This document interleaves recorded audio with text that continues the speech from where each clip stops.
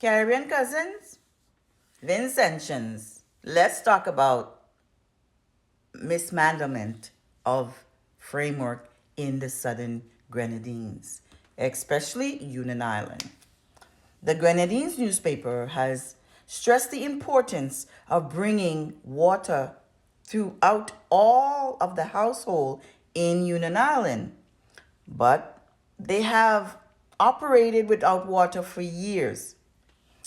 On the other hand, the airport is in desperate need of an emergency light to enable people to take off at night in case of an emergency. So they're asking people of Union Island which project should they complete first? Which one is more important?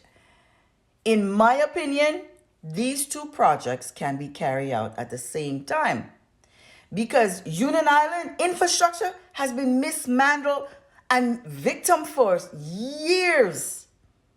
And Hurricane Beryl, brought everything to the surface. So, Mr. Terrence, put your feet on the ground